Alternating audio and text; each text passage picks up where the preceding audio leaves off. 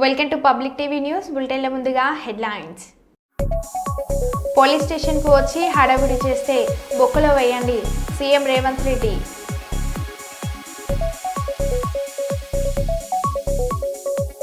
Ration షాప్లో అక్రమాలు social మీడియాలో వైరల్.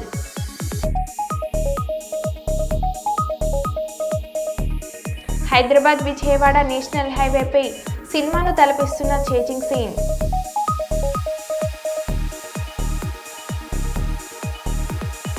ప్రజాపాలన ప్రభుత్వం ఏడాది పూర్తి చేసుకున్న సందర్భంగా ప్రజలందరికీ శుభాకాంక్షలు తెలిపిన మంత్రి పొన్నం ప్రభాకర్.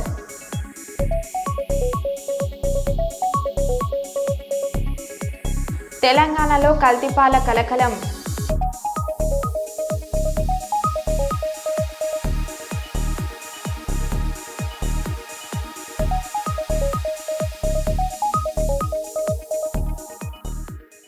ఇక వివరాల్లోకి వెళ్తే, వరంగల్ జిల్లాలో నేడు స్కంద పంచమి పురస్కరించుకుని వరంగల్ నగరంలోని ప్రసిద్ధ శ్రీ భద్రకాళి దేవాలయంలో ఉపాలయంలో కొలువైన శ్రీవల్లి దేవసేన సమేత సుబ్రహ్మణ్యేశ్వర స్వామి వారికి అర్చక స్వాములు కళ్యాణ మహోత్సవం ఘనంగా నిర్వహించారు.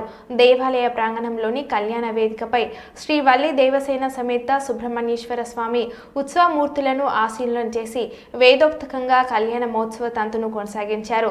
మొదటగా జీలకర్ర బెల్లం పెట్టి అనంతరం స్వామివారిచే అమ్మవార్లకి మాంగళ్య ధారణ తలంబ్రాలతో కళ్యాణ తంతు ఘనంగా కొనసాగింది. చివరిగా స్వామి అమ్మవార్లకి మాలధారణ చేసి మహారతిని సమర్పించారు. ఈ కార్యక్రమంలో భక్తులు పెద్ద సంఖ్యలో పాల్గొన్నారు.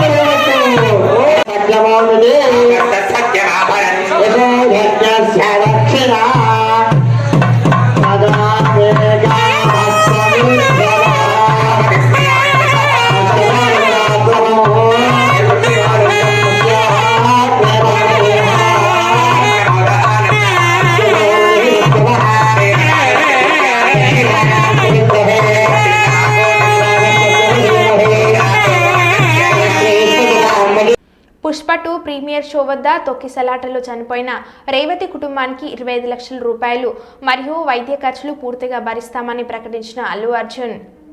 అందరికీ నమస్కారం. మొన్న మేము పుష్ప సినిమాకి ప్రీమియర్స్కి వెళ్ళినప్పుడు ఆర్టీసీ క్రాస్ రోడ్స్ సంధ్యా థియేటర్కి వెళ్ళామండి. అక్కడ అనుకోకుండా క్రౌడ్ టర్న్ అవుట్ ఎక్కువ అవటం వల్ల మేము సినిమా చూసి వచ్చిన తర్వాత మాకు తెలిసిన విషయం అంటే నెక్స్ట్ డే మార్నింగ్ దట్ ఆ క్రౌడ్లో ఒక ఫ్యామిలీ వచ్చారు. ఆ ఫ్యామిలీ కొంచెం దెబ్బలు తగిలినాయి. అండ్ ముఖ్యంగా ఒక lady, the mother of 2 children, ఆవిడ రేవతి గారని, ఆవిడ నెక్స్ట్ డే మార్నింగ్ అన్ఫార్చునేట్గా ఆవిడ ఆ తొక్కిసలాట్లో దెబ్బలు తగిలి ఆవిడ చనిపోయారని తెలిసింది. అది తెలియగానే మేము సుకుమార్ గారు, మేమందరం మొత్తం ఎంటైర్ టీమ్ ఆఫ్ పుష్ప అందరం సడన్గా డిసప్పాయింట్ అయిపోయి ఒక షాక్లోకి వెళ్ళాము. ఎందుకంటే అసలు ఇట్స్ వెరీ అన్ఎక్స్పెక్టెడ్. ఎందుకంటే లాస్ట్ 20 ఏళ్ళుగా ఆల్మోస్ట్ అన్ని సినిమాలకి మెయిన్ థియేటర్కి వెళ్ళి సినిమా చూసి వస్తాం అనేది ఒక తెలియని ఆనవాయితీ లాంటిది. అండ్ ఇన్నేళ్ళుగా ఎప్పుడు జరగలేదు. సడన్గా ఇది జరిగేసరికి మేమందరం కూడా చాలా డిసప్పాయింట్ అయ్యి చాలా షాక్లోకి వెళ్ళాం. ఈ న్యూస్ తెలిసిన వెంటనే ఆన్ ద ఫస్ట్ డే మేము కానీ ఎవరం కానీ టీమ్ కానీ ఎవరం కానీ ఈ పుష్ప సెలబ్రేషన్స్లో యాక్టివ్గా పాల్గొనలేకపోయాం. We all feel very sad. ఎందుకంటే మేము సినిమా తీసేదే జనాలు థియేటర్కి వచ్చి ఎంజాయ్ చేయాలని. అలాంటి థియేటర్లో ఇలా ఒక ఇన్సిడెంట్ అయ్యేసరికి వి ఆల్ అది మాటలో చెప్పలేకపోతున్నా. Firstly, I would like to say condolences to the entire family. Motto Revati gar family ki condolences from me and the entire team of Pushpa. మేము ఏం చేసినా ఈ లాస్, మేము ఏం చేసినా ఎంత మాట్లాడినా this loss can never be covered. And మా సైడ్ నుంచి what we would like to say is that we want to tell you that we're emotionally there for you. మీకు ఏం కావాల్సిన మాకు కుదిరినంత శక్తిలో మీకు ఏ హెల్ప్ కావాలన్నా ఎలా కావాలన్నా we like to tell you that we like to be there for you. And నా తరపు నుంచి I'd like to donate an amount of rupees 25 lakhs. This is just as a goodwill gesture. అంటే నేను మీ వైపు I'm there for you. నా యాక్షన్స్లో చూడండి, నన్ను నమ్మండి, నేను మీకోసం ఉన్నాను అని ఒక జెస్చర్గా I'd like to give them 25 lakhs rupees for their future, to secure their future. And especially పిల్లలు ఉన్నారంట. So to tell them that I'll be there for them. వాళ్ళకి ఏ కైండ్ ఆఫ్ సపోర్ట్ కావాలన్నా కూడా we'll try to be there as much as possible అని ఒక good will జెస్చర్గా చేస్తున్నాం. And దీనికి జరిగిన మెడికల్ ఎక్స్పెన్సెస్, దీనికి సంబంధం లేకుండా దీనికి జరిగిన మెడికల్ ఎక్స్పెన్సెస్, మిగతా ఎక్స్పెన్సెస్ అంతా కూడా మేము we'd like to take care of it and keep you comfortable at this hour. ఎందుకంటే we understand it's a very difficult time for the family to deal with, and we'd like to do all the things to support you at this hour. And నా తరపు నుంచి, మా entire team తరపు నుంచి మీ అందరికీ we'd like to say condolences to the family. And నాది ఒకటే request, మేమంతా సినిమా తీసేదే మీరు థియేటర్స్కి వచ్చి బాగా ఎంజాయ్ చేసి, మీ ఫ్యామిలీస్తో వచ్చి మీరు ఎంజాయ్ చేసి ఆ సెలబ్రేషన్స్తో మిమ్మల్ని పంపిద్దామని. ఇలాంటి ఇలా సడన్గా జరిగినప్పుడు మేము కూడా కొంచెం మా ఎనర్జీస్ కూడా డౌన్ అవుతాయి. So our entire intentions is to provide good entertainment for you in your lives. Please, my kind request is that when you go to theatres, please be a little careful. మంచిగా చూడండి, cinema చూడండి, enjoy చేయండి, వచ్చి please come back home safe. Thank you. Jagtial జిల్లా కొడిమ్యాల మండల కేంద్రంలోని మాదిగల ఆధ్వర్యంలో అంబేద్కర్ విగ్రహం వద్ద డాక్టర్ బిఆర్ అంబేద్కర్ వర్ధంతి కార్యక్రమాన్ని ఘనంగా నిర్వహించారు. ముందుగా నాయకులు, అధికారులు అంబేద్కర్ విగ్రహానికి పూలమాలలు వేసి నివాళులు అర్పించారు. అనంతరం వారు మాట్లాడుతూ మాదిగల వర్గీకరణ కోసం అలుపెరగని పోరాటం చేసి వర్గీకరణ సాధించే దిశగా ప్రయాణించినందుకు మాదిగ మందకృష్ణకి అభినందనలు తెలిపారు. ఇప్పటికైనా మాదిగ జాతి ఐక్యత కోసం ఒకటి కావాల్సిన అవసరం ఉందన్నారు.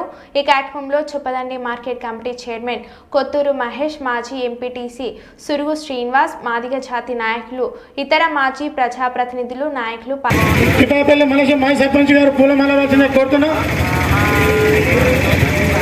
తమ్ముడు మిత్రుడు కోలుకొండ రాజు గంగయ్య గారు పూలమాల వేయాల్సిందిగా కోరుతున్నాము.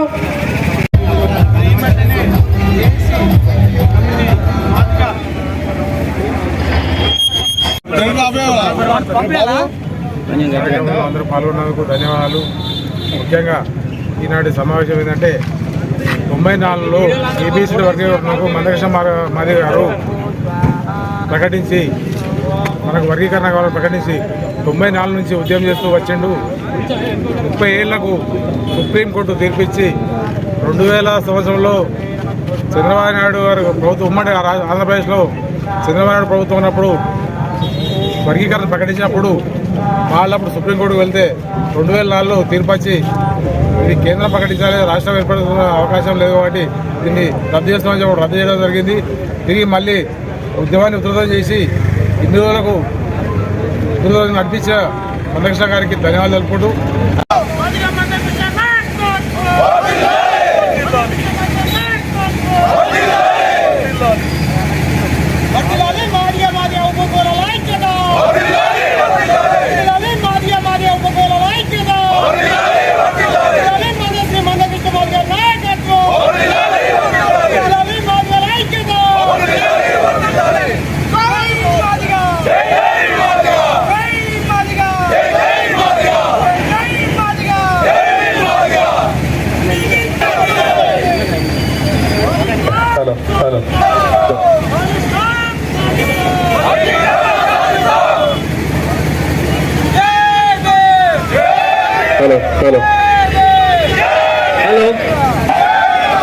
జై మాదిగ వర్ధిల్లాలే మందకృష్ణ గారి నాయకత్వం, వర్ధిల్లాలే మందకృష్ణ గారి నాయకత్వం.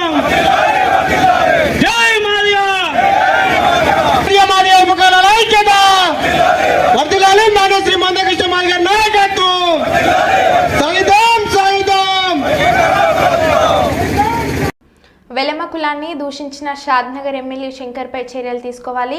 షాద్నగర్ ఎమ్మెల్యే వీర్లపల్లి శంకర్ వెలమ కులాన్ని కించపరుస్తూ నానా రకాలుగా దూషించడాన్ని నిరసిస్తూ హుజరాబాద్ వెలమ సంఘం ఆధ్వర్యంలో స్థానిక అంబేద్కర్ చౌరస్తాలో ఎమ్మెల్యే శంకర్ దిష్టిబొమ్మ దగ్నం చేసి హుజరాబాద్ పోలీస్ స్టేషన్లో తహసీల్దార్ భారత శ్రీనివాసరావు, మాసాడి ముత్యంరావు, మాసాడి బాపురావు, సాగి వీరభద్రరావు, కల్లెపు సుధాకర్ రావు, బొంత మాధవరావు, తక్కలపల్లి వెంకట్రావు తదితరులు పాల్గొన్నారు.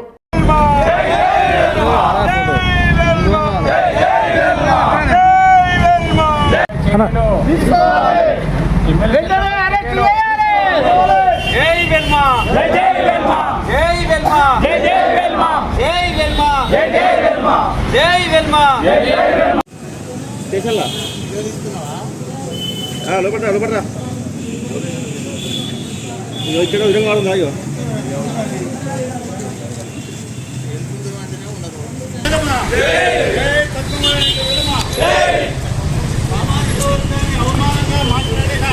MLA Shadnagar MLA Shankar down down, MLA Shankar పరిష్కరించాలి.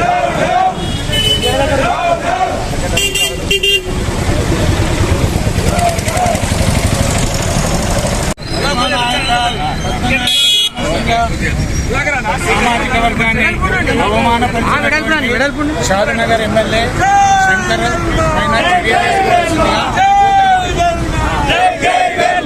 వెలమ సామాజిక వర్గాన్ని అవమానపరుస్తూ వ్యాఖ్యలు చేసినటువంటి షాద్నగర్ ఎమ్మెల్యే శంకర్ గారు చాలా ఘోరమైనటువంటి విషయంలో వ్యాఖ్యానం చేసే కాదు. సామాజిక వర్గాన్ని అవమానపరచడం ఇది ఎవరికి కూడా మంచిది కాదు. దాన్ని మేము తీవ్రంగా ఖండిస్తున్నాం. ఇక ముందు కూడా వెలమ కులాన్ని ప్రత్యేకంగా నోట్ చేస్తూ వెలమ కులాన్ని అని నీచమైనటువంటి పద్ధతులు అవమానపరిచే మాటలు మాట్లాడాడు. అది పద్ధతి కాదని మేము ఈ హుజరాబాద్ వెలమ సంఘం నుంచి ఖండిస్తున్నాం. దీన్ని ఇక ముందు కూడా అలా కాకుండా ఆయన మీద కఠిన చర్యలు తీసుకోవాలి. అవసరమైతే క్షమాపణ. ఇక ముందు ఎవరు మాట్లాడినా అది పద్ధతి కాదు. కాబట్టి సామాజిక వర్గాన్ని అవమానపరుస్తూ మాట్లాడడం మంచి పద్ధతి కాదని మేము కోరుతున్నాం. సాగి రాంభద్రారావు, హుజరాబాద్.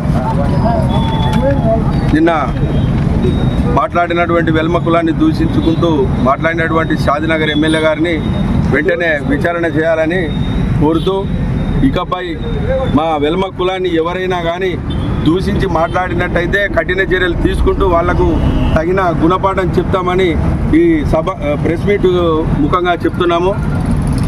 జై వెల్మ.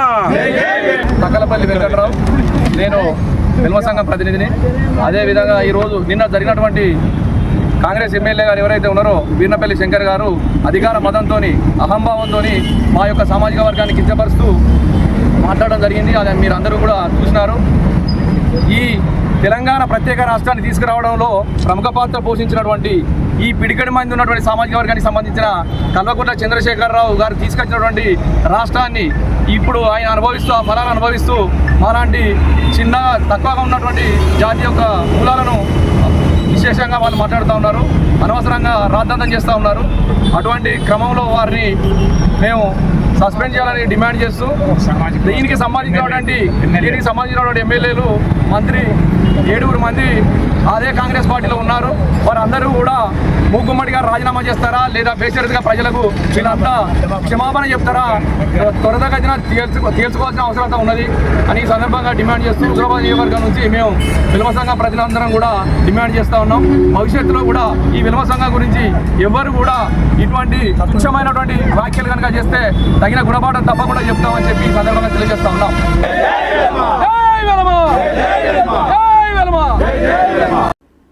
అనారోగ్యంతో బాధపడుతూ వివిధ ఆసుపత్రుల్లో చికిత్స పొందిన పలువురు పేదలకు ముఖ్యమంత్రి సహాయ నిధి ద్వారా మంజూరైన చెక్కులను సంగారెడ్డి ఎమ్మెల్యే చింతా ప్రభాకర్ పంపిణీ చేశారు. శనివారం నాడు సదాశివపేటలోని క్యాంప్ కార్యాలయంలో పట్టణం మరియు మండలానికి చెందిన 25 మంది లబ్ధిదారులకు 7 లక్షల రూపాయల విలువ గల సీఎం రిలీఫ్ ఫండ్ చెక్కులను అందజేశారు.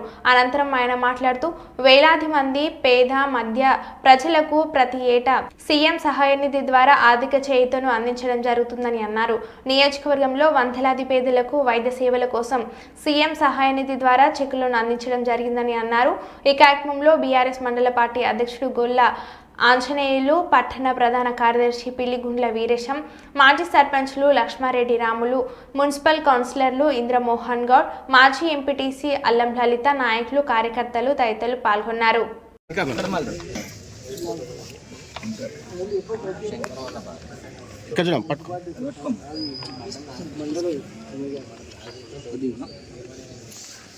నరేష్, ప్రభుగౌడ్, అలీముద్దీన్ అందరి దగ్గర ఉంది.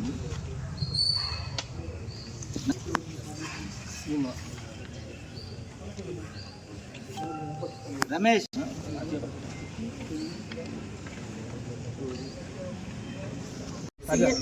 సీఎం రిలీఫ్ ఫండ్ చెక్లు అందించడం జరిగింది. సంగారెడ్డి ఎమ్మెల్యే చింతా ప్రభాకర్ చేతుల మీదుగా ఈరోజు సదాశివపేట మండలంలో 25 సీఎఫ్ రిలీఫ్ ఫండ్ చెక్కులు చేయడం జరిగింది. టౌన్ వచ్చేసి 10 మందికి 3,98,500 ఇవ్వడం జరిగింది.